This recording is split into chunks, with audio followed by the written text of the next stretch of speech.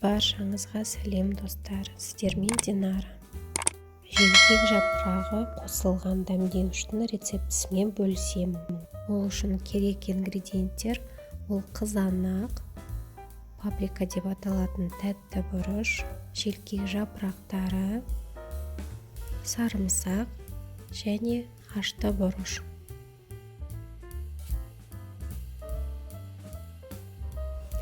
Жоғарыда аталған ингредиенттерімізді ет тартқыштан өткіземіз.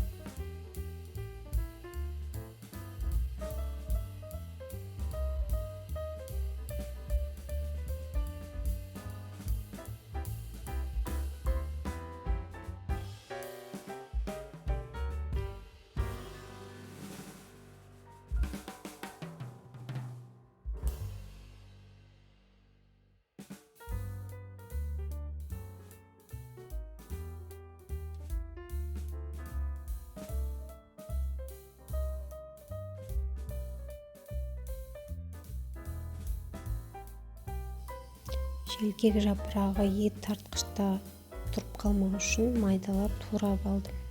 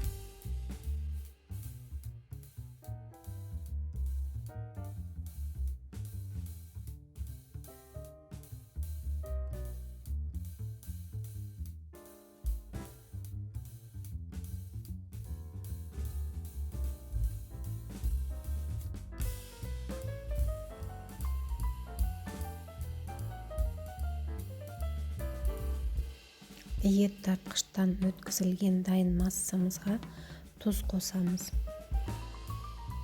Тұздың мөлшері қалауыңызша қосасыз.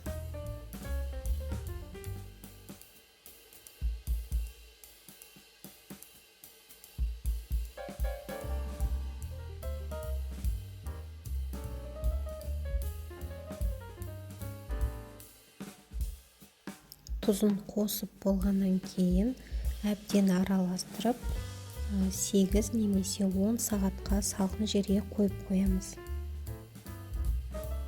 Мінекей желкек жапырағы қосылған дәмдеуішіміз, яғни приправамыз дайын болды.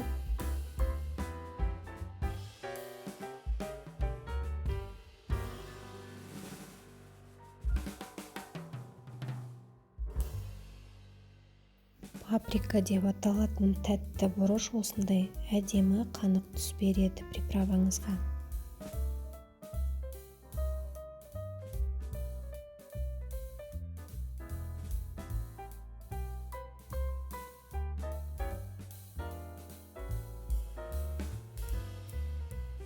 Дайын болған приправаны осындай бутылкаларға құйып, тоң азытқышқа қойып қойдым. Қыс бойы салқын жерде сақтау қажет.